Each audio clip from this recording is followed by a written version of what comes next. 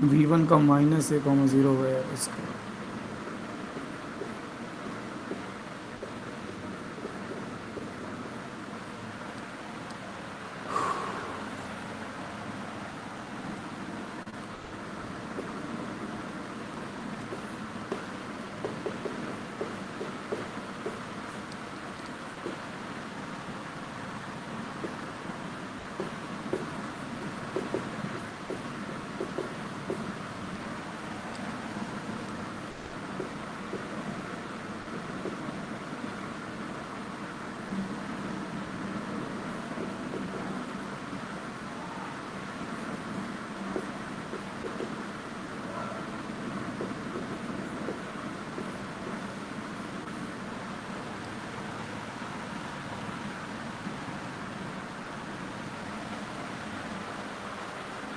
ऐसा है ना, सेंटर को ये वाले सी को ना ओ लिख लो तो कंफ्यूजन नहीं होगा।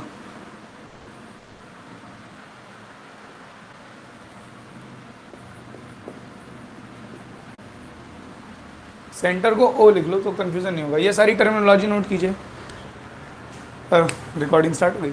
सो प्रीवियस क्लास में हम लोगों ने हाइपरबोला के बारे में टर्मिनोलॉजी वगैरह पढ़ ली थी, डेफिनेशन पढ़ ली थी। And today we are talking about standard equation of a hyperbola, जैसे कि हम लोगों ने एलिप्स में फाइंड की थी। और हाइपरबोला की स्टैंडर्ड इक्वेशन के बारे में हम क्या समझ रहे हैं?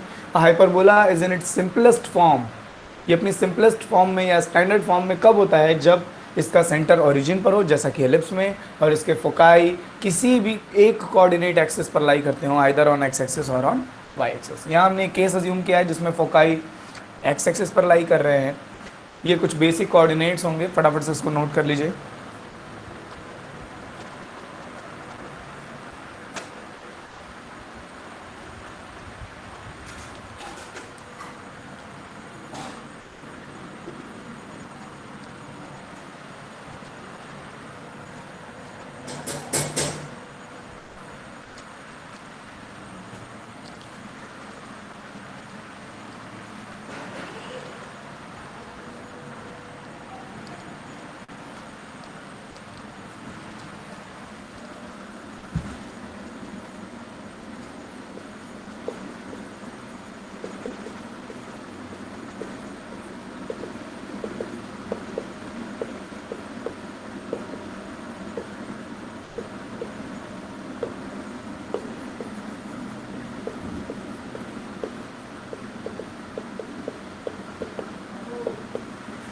हाइपरबोला पर कहीं पर भी एक पॉइंट पी अज्यूम कर लीजिए और इसे कोऑर्डिनेट्स हैं x comma Y.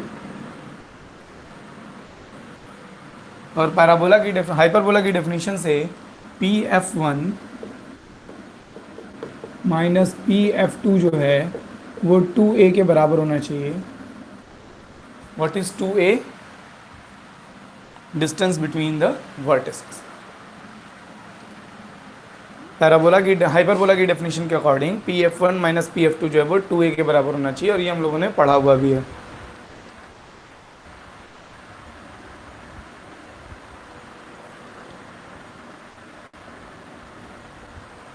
Okay,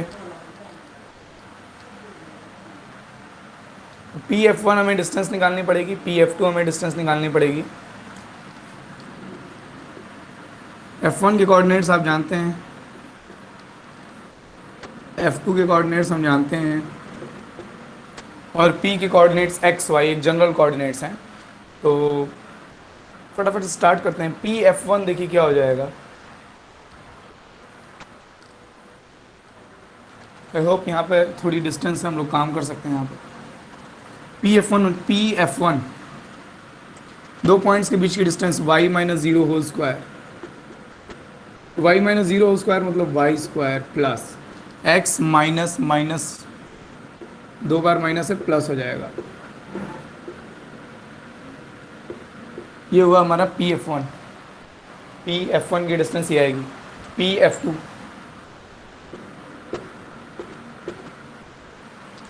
y square plus x minus C whole square is equals to 2a।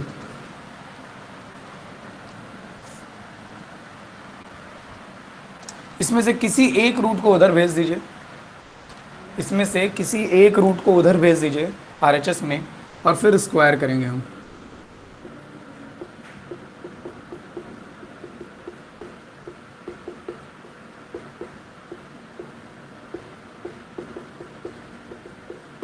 Squaring both the sides.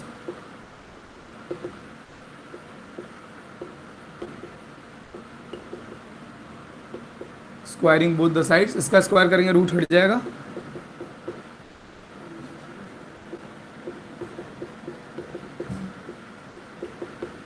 To ए का स्क्वायर ए प्लस बी होल स्क्वायर करना पड़ेगा, तो हो गया 4a² प्लस इसका स्क्वायर करेंगे तो y² plus x² plus c² minus 2xc plus a² हो गया, b² हो गया 2ab, 4a square root of, जगह नहीं है नीचे लिख लेते हैं, 4a square root of y² plus x minus c whole square.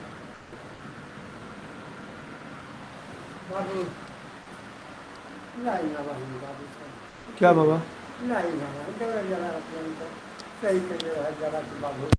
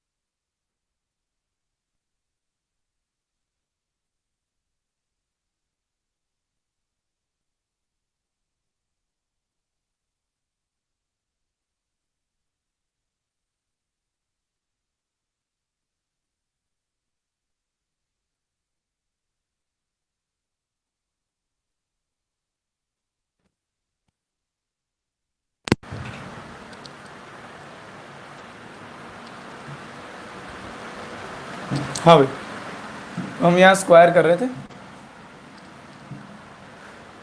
मेरी आवाज़ आ रही है? हाँ ठीक, ठीक है ठीक। सो हम लोगों ने स्क्वायर किया, a plus B whole square कर लिया। अब देखिए मुझे दिख रहा है ये y² x² ये सब कैंसिल होता जाएगा, ये c² कैंसिल हो जाएगा। ये माइनस 2xc उधर चला जाएगा, 4xc हो जाएगा, 4xc is equals to 4a²। एकदम वही चीज़ें हो रही हैं जैसा कि एलिप्स में हो रही थी।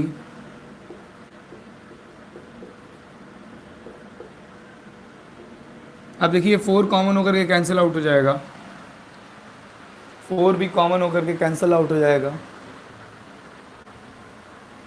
अगर आपने ये सब नोट नहीं किया अभी तक तो फटाफट से एक स्क्रीनशॉट ले लीजिए, मैं इरेज करूँगा इसे, इधर वाला पार्ट इरेज करूँगा। आई होप आपने स्क्रीनशॉट ले लिया हो।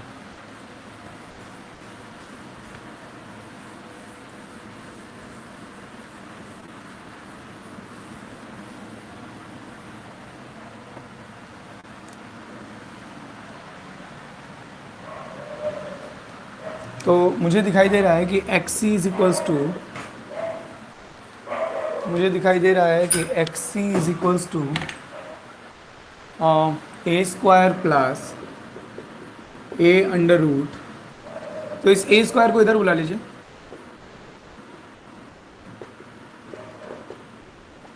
a² को इधर बुला लीजिए, a√y² plus squaring both the sides, एक बार फिर से स्क्वायर करेंगे, a minus B whole square आएगा,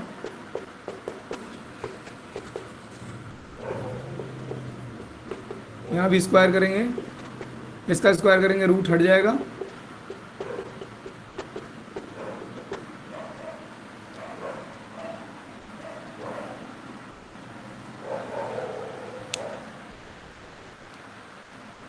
ये a² 2xc और ये a² 2xc ये कैंसिल हो जाएगा। क्या क्या बच रहा है हमारे पास, x² c² plus a⁴ is equals to a² y² plus x² a² plus c² a²।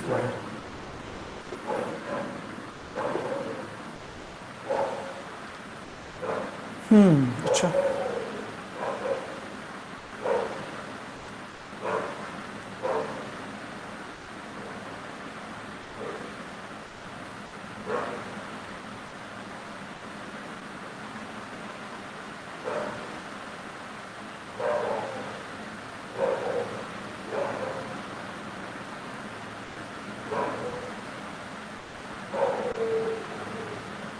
और तो कोई टर्म कैंसिल होता हुआ नहीं दिखाई दे रहा है, और तो कोई टर्म जो है वो कैंसिल होता हुआ नहीं दिखाई दे रहा है।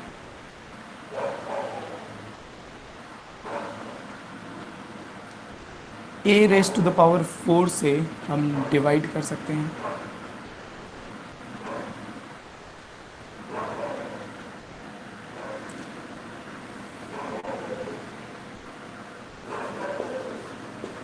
ये एक्स स्क्वायर ए स्क्वायर को इधर बुला लीजिए, ये एक्स स्क्वायर ए स्क्वायर को इधर बुला लीजिए, ये स्क्वायर वाई स्क्वायर को इधर बुला लीजिए।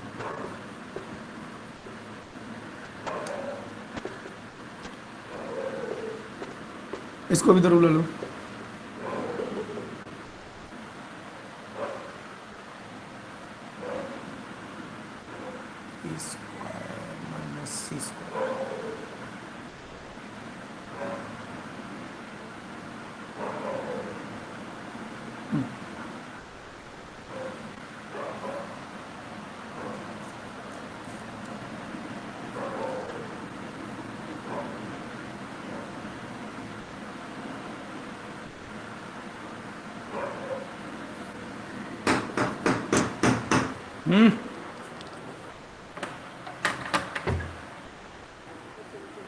जाइए अम्मा।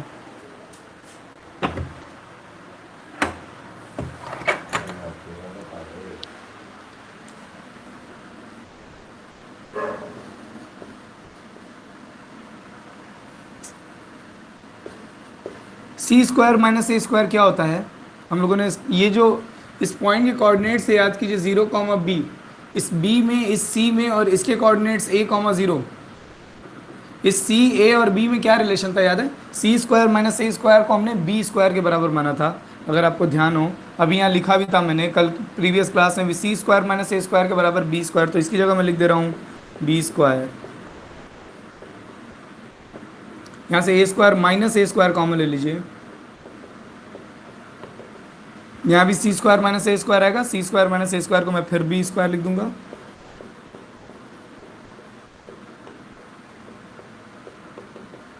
अब आप ए स्क्वायर बी स्क्वायर से डिवाइड कर दीजिए दोनों साइड। अब आप ए स्क्वायर बी स्क्वायर से दोनों साइड डिवाइड कर दीजिए।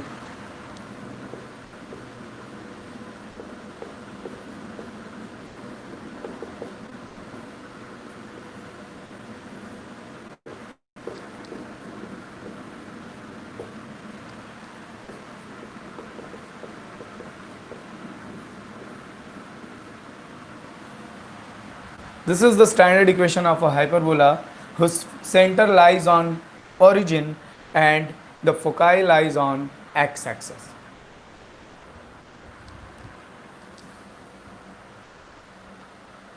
नोट तो कर ही लीजिए, और अगर कहीं कोई प्रॉब्लम हो, कहीं कोई बात नहीं समझ में आ रही हो तो पूछ भी लीजिए। इरेज करने से पहले हम डिस्कस कर लें। लेफ्ट साइड में, राइट साइड में स्टेप नंबर 1, 2, 3, 4, 5, इस तरीके से। If you have any doubts, any duty.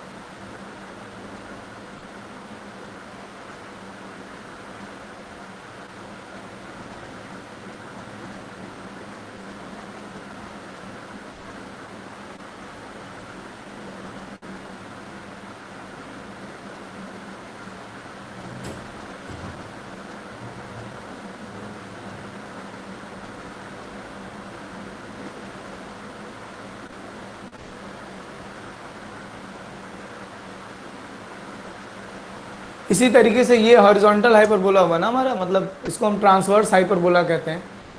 इसे हम ट्रांसवर्स हाइपरबोला कहते हैं, जिसके फोकाई ट्रांसवर्स एक्सिस पर हों,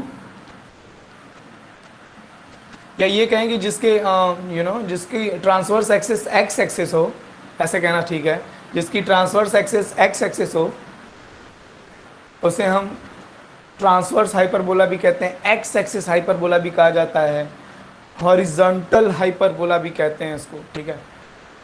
अगर यही हाइपरबोला ऐसे रोटेट कर दें, आप समझ रहे हो ना, अगर दोनों फोकाई वाई एक्सिस पर आ जाएं, कुछ इस तरीके की शेप हो जाए, तो इसको हम वर्टिकल हाइपरबोला कहेंगे, वाई एक्सिस हाइपरबोला कहेंगे। देखो मेरी बात समझ रहे हो। और उसके लिए भी सेम सिनेरियो रहेगा।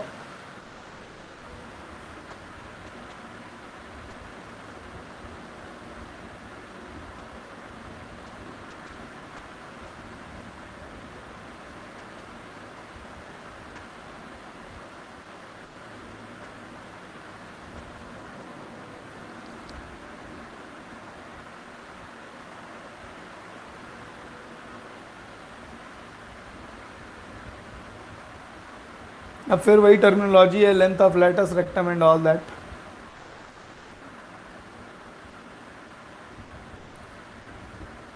मुझे आप ये बता दो बस कि जिस तरीके से एलिप्स में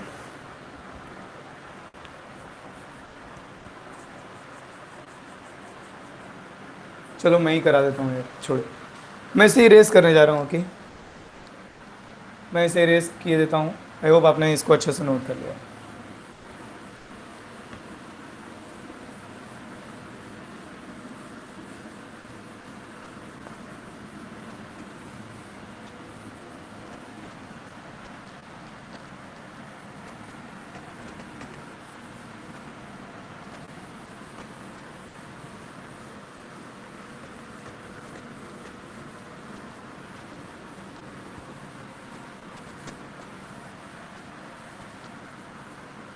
किसी ने एनसीईआरटी रीडिंग लगाई है? मुझे बताइए ज़रा, इक्विलेटरल हाइपरबोला किसे कहते हैं? मुझे बताइए ज़रा, इक्विलेटरल हाइपरबोला किसे कहते हैं?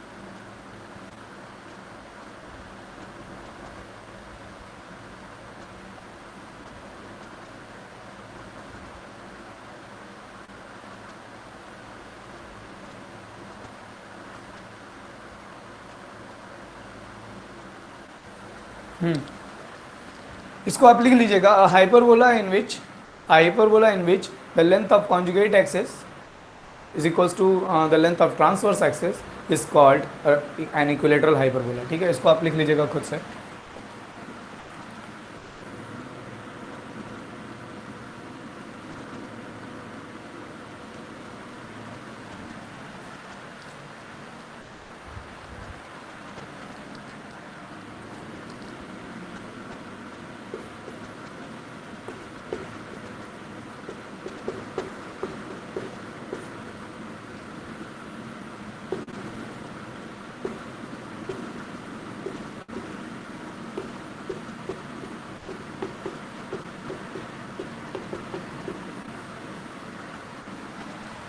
फटाफट से कुछ छोटी छोटी बातें हैं जो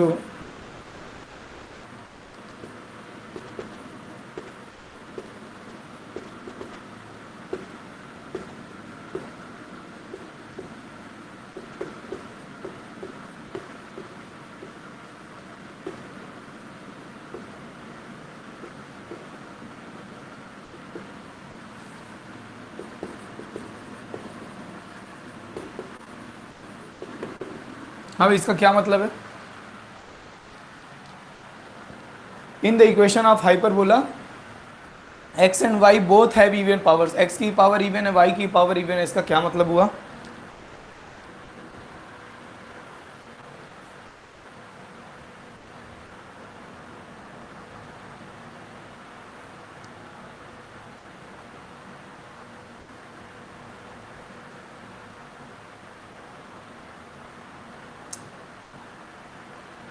अगर किसी इक्वेशन में x या वेरिएबल की पावर इवन है, x और y की पावर इवन आ रही है, तो वो क्या बताता है एक तरह से?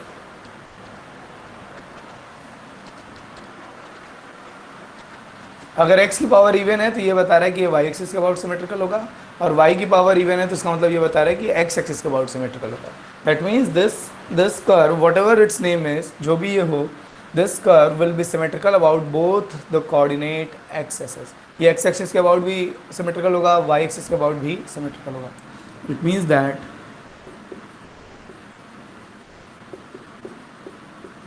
ये बताया भी है मैंने, पैराबोला के टाइम में भी बताया है, एलिप्स के टाइम पे भी बताया है।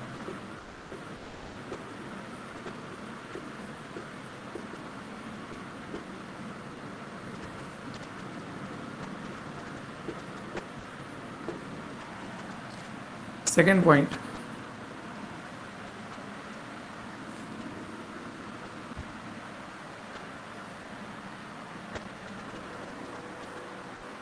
पहले यहाँ से y की वैल्यू निकालिए तो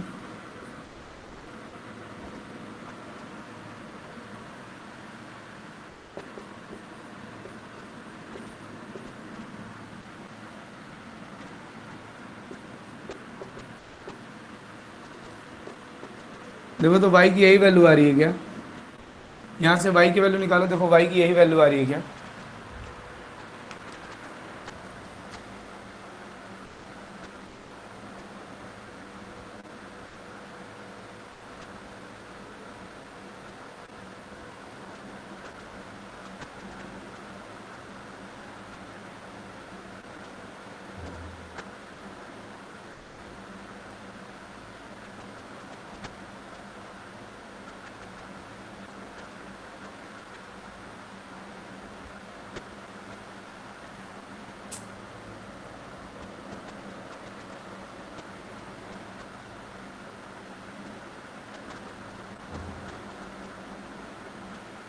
तुम लोग सुन रहे हो मेरी बात?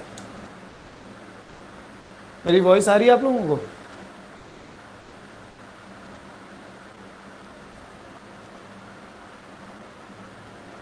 Am I audible to all of you?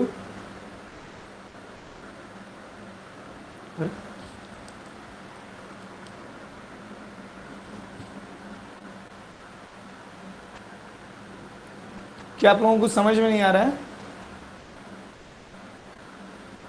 Okay, ये सब समझ में आ रहा है कि नहीं समझ में आ रहा है?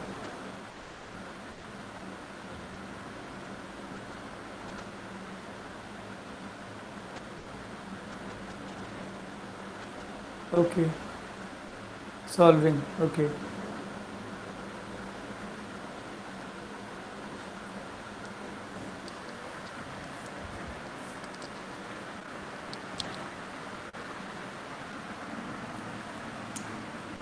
सो y की वैल्यू ये आनी चाहिए, आप लोग सॉल्व करके देख लीजिए, बस वहाँ से y की वैल्यू निकालिए। अच्छा, स्क्वायर है तो यहाँ हम प्लस माइनस साइन भी लगा लेते हैं। स्क्वायर है ना, y स्क्वायर, तो प्लस माइनस पॉजिटिव, इसका भी स्क्वायर करेंगे तब भी हम नेगेटिव वाले का भी स्क्वायर करेंगे। आपको याद है, आप लोगों ने 11th में पढ़ी है डोमेन ऑफ अ फंक्शन। ये y है और ये fx है, ये y है और ये fx है।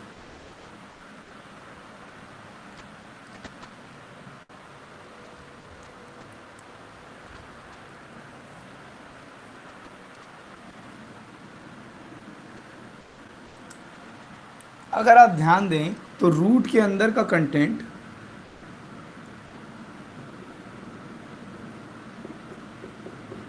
The RHS will be defined only if x square minus a square is greater than equals to 0। ये रूट के अंदर का कंटेंट या तो 0 से बड़ा हो या 0 के बराबर हो, सिर्फ तभी डिफाइंड है ये। ये रूट के अंदर का कंटेंट 0 के बराबर या 0 से बड़ा होना चाहिए, तभी ये डिफाइंड है आरएचएस। और इसके आगे का खेल तो आप जानते हैं, आप लोगों ने इनइक्वालिटीज़ भी पढ़ी हैं, आप लोगों ने डोमेन रेंज निकालना जानते हैं। आप एक नंबर लाइन बनाते हैं, सर यहाँ पर माइनस ए लिखते हैं, यहाँ पर ए लिखते हैं, इधर का प्लस, इधर का माइनस, इधर का प्लस, और यहाँ से हमारा आ जाएगा ये पॉजिटिव कहाँ पर है, ये डिफाइंड कहाँ है, जब ये पॉजिटिव हो, ग्रेटर दैन इक्वल टू 0 हो। ये ग्रेटर दैन इक्वल टू 0 कहाँ है, माइनस इन्फिनिटी से -1, x belongs to minus infinity से -a यूनियन a से इन्फिनिटी। हेंस ध्यान दीजिए, hence the curve does not exist in -a to a। खूब अच्छे से बात को समझिए।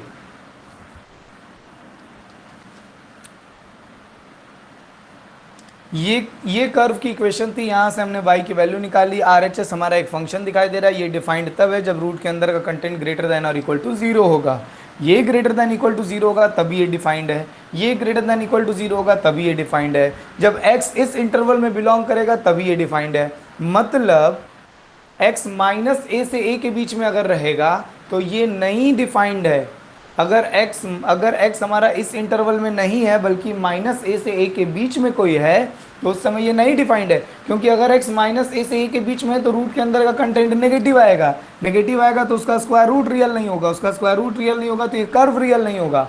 इसका मतलब हमारा हाइपरबोला माइनस a से प्लस a के बीच में एग्जिस्ट नहीं करता। और ये तो ग्राफ भी देख करके मालूम है हमें, यही तो होता है -a0 और ये होता है क्या, a0। तो -a0 और a0 के बीच में कहीं हाइपरबोला नहीं है। इधर से ऐसे घूम जाएगा, इधर से ये ऐसे घूम जाएगा, ये नीचे, मतलब x माइनस a से जैसे ही आप आगे बढ़ेंगे आपको हाइपरबोला नहीं मिलेगा, और a के जैसे ही आप थोड़ा पहले आएंगे आपको हाइपरबोला। -a से a के बीच में आपको इस कर्व का ग्राफ नहीं मिलेगा। ये बात समझ में आ रही है अच्छे से?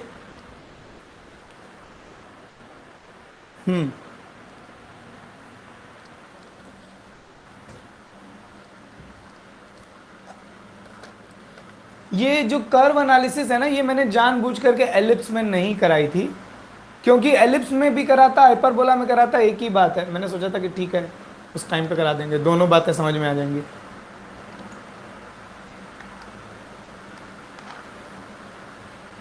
और इसमें एक एडवांटेज भी है ना, इसमें कराने की एक वजह भी थी, ये वाला पॉइंट इसमें कराने की एक वजह भी थी। खैर कोई बात नहीं। देखो यार, ये दोनों नोट जरूर कर लेना। हम इक्वेशन को एक तरह से ना क्रॉस चेक कर रहे हैं, हम इक्वेशन से हम और कर्व की ट्रेसिंग कर रहे हैं कि हाँ कहाँ जो हमने बनाया है वो सही बनाया है या नहीं, और भी कोई एग्जिस्टेंस, कहीं इसमें कुछ गड़बड़ी, कोई फॉल्ट तो नहीं है। तो हम हर तरीके से देख रहे हैं, फिर से y की वैल्यू इस तरीके से देख, -a से के बीच में ग्राफ नहीं है, और जो कि नहीं था एक्चुअली, इसका मतलब यहाँ इन सब चीज़ों पर हम सही हैं। ग्राफ हमारा x एक्सिस और y एक्सिस के अबाउट सिमेट्रिकल है। देखिए अगर यहाँ पे शीशा रख दें तो ऊपर की इमेज नीचे, अगर बीच में शीशा रख दें तो लेफ्ट की इमेज राइट। तो ये ग्राफ हमारा x एक्सिस और y एक्सिस के अबाउट सिमेट्रिकल है। इसका मतलब x की पावर इवन और y की पावर इवन। अगर x की पावर इवन है तो y एक्सिस के अबाउट सिमेट्रिकल, अगर y की पावर इवन है तो x एक्सिस के अबाउट सिमेट्रिकल होता है कर्व।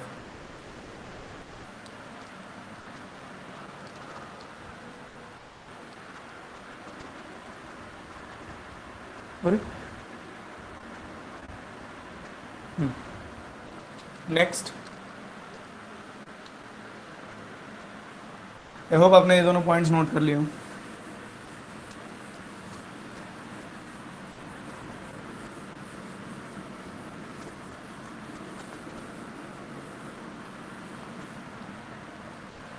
अब एक चीज़ देखने वाली एक और क्या है, यहाँ पर ऑब्जर्व करने वाली एक और बात है।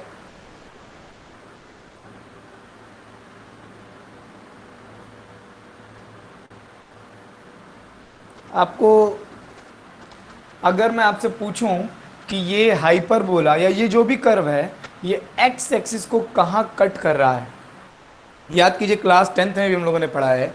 अगर हमें कोई लाइन की इक्वेशन दी रहती है 11th में भी, और हमें ये जानना हो कि वो एक्स एक्सिस को कहाँ कट कर रहा है, तो अगर ये कर्व एक्स एक्सिस को कहीं कट कर रहा होगा तो वहाँ पे उस पॉइंट का जहाँ पर ये एक्स एक्सिस को कट कर रहा होगा उस पॉइंट का ऑर्डिनेट क्या हो जाएगा, जीरो हो जाएगा।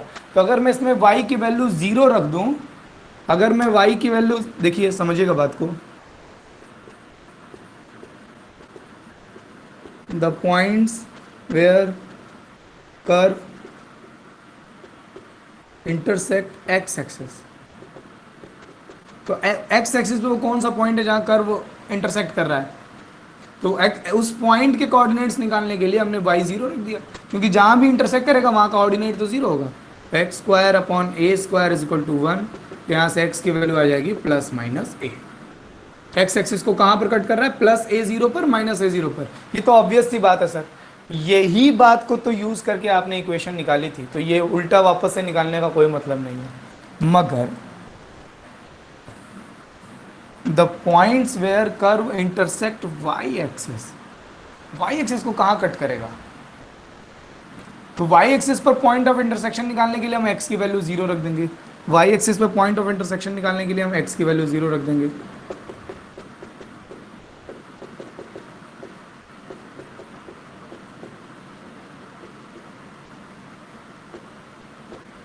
वाई स्क्वायर जो है माइनस बी स्क्वायर आ रहा है। बी क्या है, बी एक लेंथ थी, length of conjugate semi conjugate axis, length of semi conjugate है। बी की वैल्यू याद कीजिए, बी इज अ डिस्टेंस।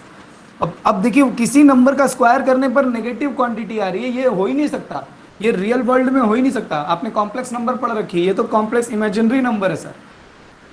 इसका मतलब अगर मैं ये ढूंढने जाऊं कि कर्व वाई एक्सिस को कहां इंटरसेक्ट कर रहा है, तो मुझे कोई भी रियल पॉइंट्स नहीं मिलते हैं। अगर मैं ये खोजने जाऊं कि ये हाइपरबोला हमारा वाई एक्सिस को कहां इंटरसेक्ट कर रहा है, then we are not able to find any real points where the parabola intersect the Y axis. I hope आपको ये बात समझ में आ रही हो। यहाँ पर एक छोटा सा कंक्लूडिंग पॉइंट लिख दीजिएगा। Hence hyperbola, this hyperbola, actually this hyperbola, ये इसकी बात हो रही है जिसकी फोकाई एक्स एक्सिस पर है।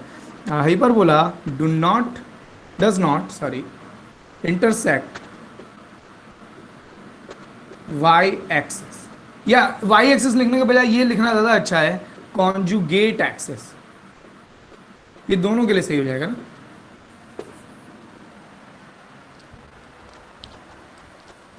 समझ में आई बात?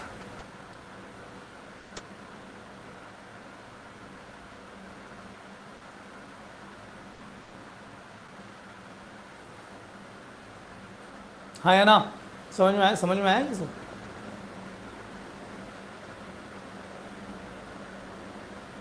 ठीक है टाइम।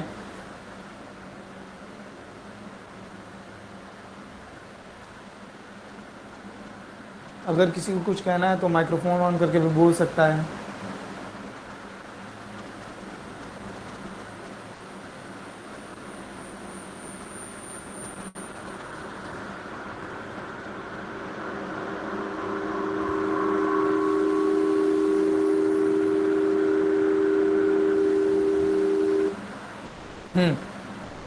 अमन को समझ में आ गई बात?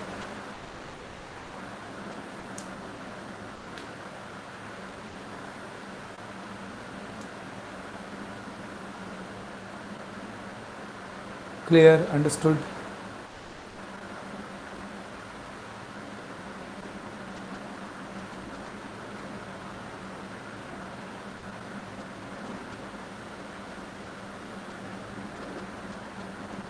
गुड।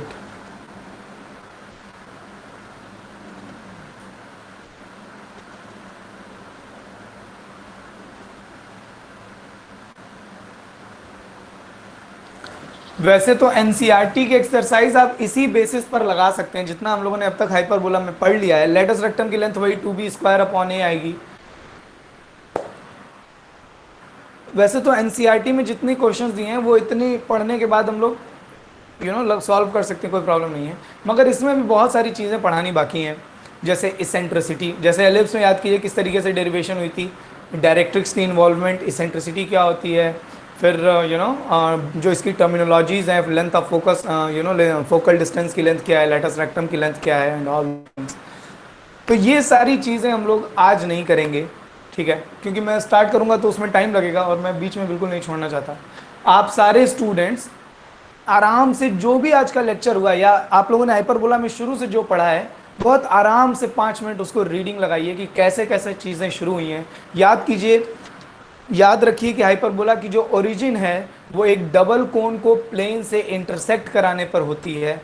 उस कर्व को जब एनालाइज किया गया तो ऐसा पाया गया कि उसमें वो जो कर्व है हाइपरबोला, ये उन पॉइंट्स का कलेक्शन है, या इस तरीके से कह सकते हैं कि किसी ऐसे पॉइंट का पाथ है जो इस तरह से मूव कर रहा है कि इसकी दोनों फोकाई से डिस्टेंसेस का डिफरेंस एक कांस्टेंट आता है, हमेशा एक कांस्टेंट आता है।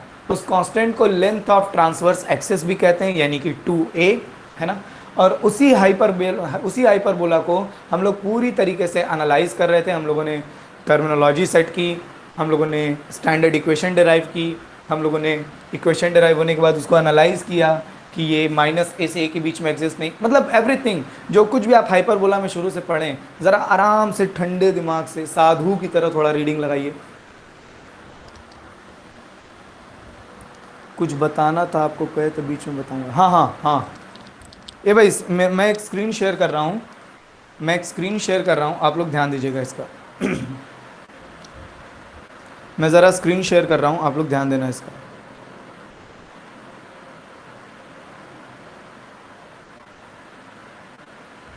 आई होप आप लोगों को मेरी स्क्रीन दिखाई दे रही हो, आई होप आपको मेरे फ़ोन की स्क्रीन दिखाई दे रही हो। आपका आपका जो ब्राउज़र है ना फ़ोन का, आपका जो फ़ोन का ब्राउज़र है, आपको उसमें आपको उसमें गूगल क्रोम अगर हो तो बेटर है यार, गूगल क्रोम हो अगर तो बेटर है, ठीक है। जब आप अपने फ़ोन ब्राउज़र को ओपन करते हो तो कुछ ऐसा शायद दिखाई देता होगा। अगर आप गूगल क्रोम ओपन कर रहे हैं तो कुछ ऐसा दिखाई देता होगा, ठीक है।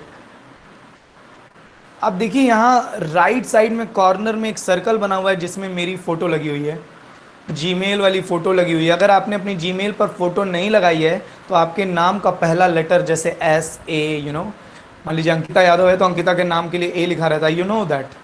आप इस सर्कल पे क्लिक करोगे तो देखिए यहाँ पर जितनी ईमेल आईडीज़ हैं आपकी उन सबको यहाँ शो करता है, ठीक है। जितनी ईमेल आईडीज़ हैं आपकी उन सबको यहाँ शो करता है। मैं फिर से बताऊं, जब आप गूगल क्रोम खोलेंगे, अपने फ़ोन का ब्राउज़र खोलेंगे, तो उसमें राइट साइड में एक सर्कल बना रहेगा जो आपकी आईडी दिखाता है कि आप कौन सी आईडी से लॉगिन हैं।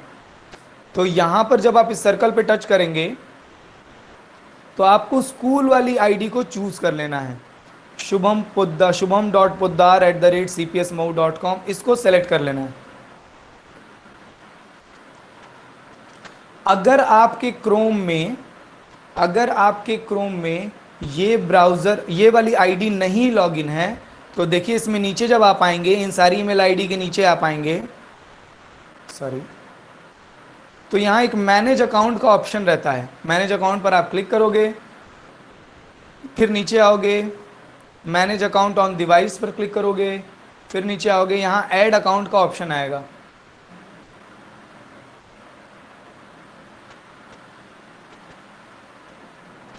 और यहाँ पर आपको अपनी ईमेल आईडी डाल लेनी है, फिर नेक्स्ट करके पासवर्ड डाल लेना है। कौन सी ईमेल आईडी? स्कूल वाली ईमेल आईडी। यहाँ पर आपको अपनी ईमेल आईडी डाल लेनी है और फिर नेक्स्ट करके पासवर्ड डाल लेना है। कहने का मतलब ये है कि अगर आप टेस्ट देना चाहते हैं, हाफ ईयरली एग्ज़ाम जो आपका है, मिड टर्म एग्ज़ाम जो आपका है, तो उसमें